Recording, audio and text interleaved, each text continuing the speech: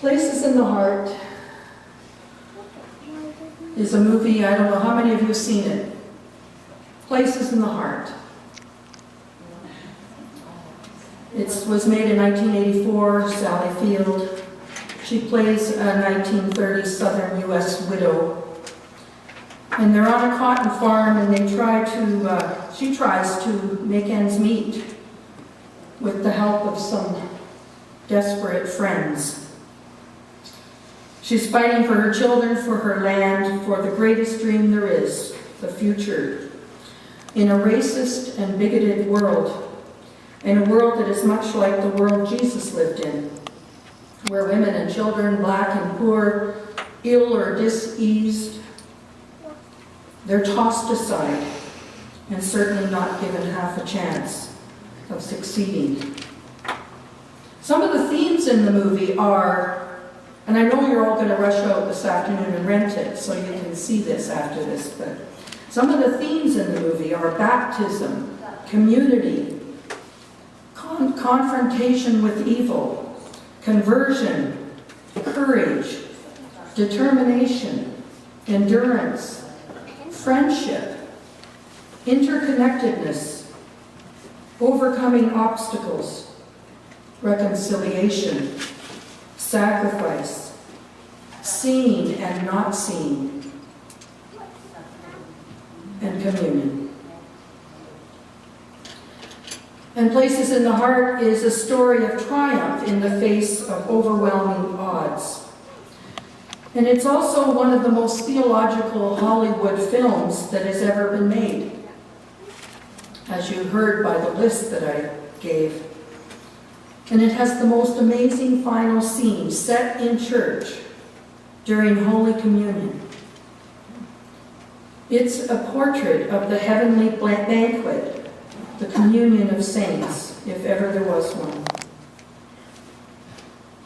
So I thought again today of Places in the Heart when I read today's gospel from Luke, in which Jesus describes God's heavenly banquet, one which will include everyone, not just the wealthy and friends and relatives, but also the poor, the crippled, the lame, and the blind. And this is a typical story in Luke. The Jesus of Luke likes to eat and drink, and also likes to have an open table for dining. Welcome at Jesus' table is for everyone, rich and poor, men and women, all ages, races, ethnicities, religions, and sexual orientations. Well, we know that welcoming is not easy. Welcoming someone who is clearly different from us presents many challenges. So sometimes we can see that there's a reason why Sunday mornings continue to be the most segregated time in North America.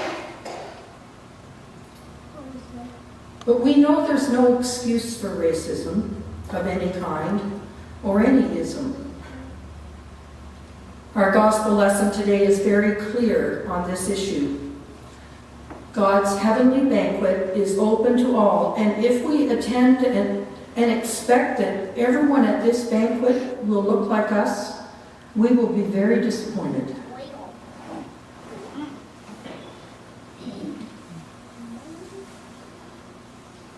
But we're all a little bit racist.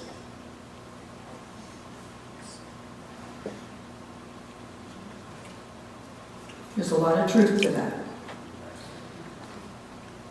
And it all drives me back to the communion table, which all Christians share. Christians come to the communion table this day or any time we receive the sacrament, and they are still broken people, to be sure.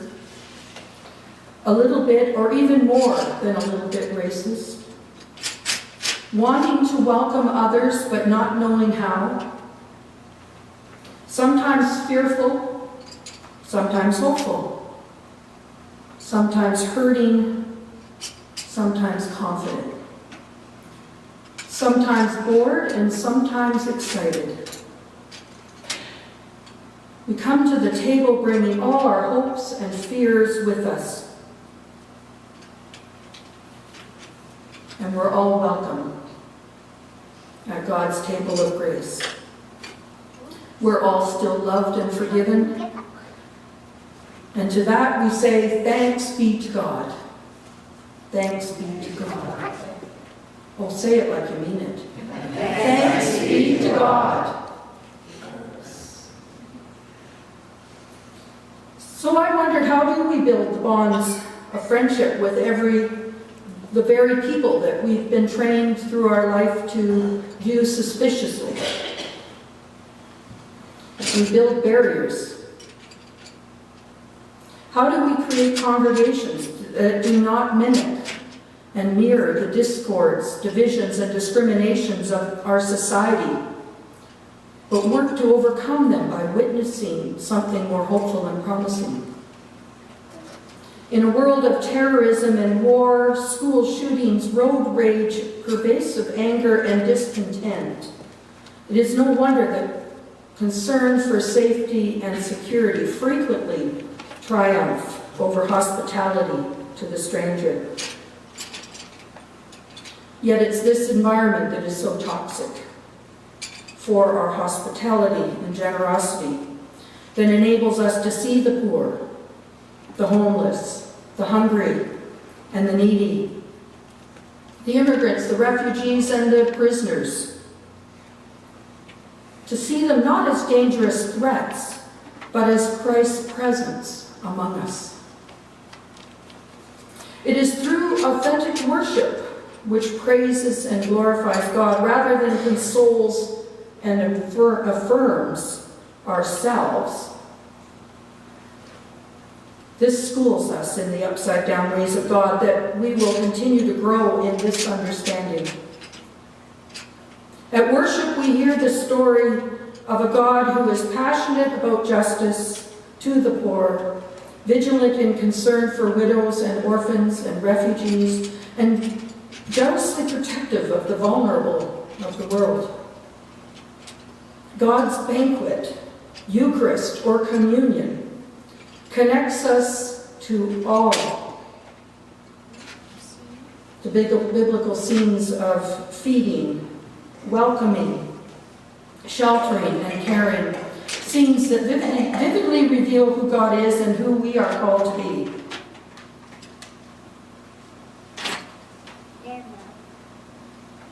In the household of God, we are not only owners, but stewards.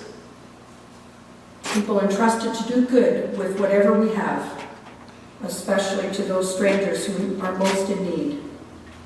So the movie Places in the Heart ends as it begins. In church, Wayne passing, you saw that already, Wayne passing communion to Margaret. And it's passed from character to character in the movie, from the living and the dead. Those who were there and who are no longer there, in a closing ritual of communion, where we're reminded of the depth that is the communion we have together. The last words are peace of God, spoken by the black boy Willie to the sheriff he had accidentally killed, in the pew side by side, the communion of saints. And as the camera slowly pans the congregation, we recognize them all those characters living and dead and departed for other places. It is an image in which the lambs and the wolves, the wronged and the wrongdoers, the betrayers and the betrayed, the misunderstood and the mistrusted, are all together as one. It's unforgettable, that feeling of hope. But this blessed assurance, this scene, is the best symbolic image I've ever seen of the communion of the saints. And it is at this point we realize there's much more going on in Places of the Heart than what's on the surface. The film is a metaphor. Where else do we see metaphors?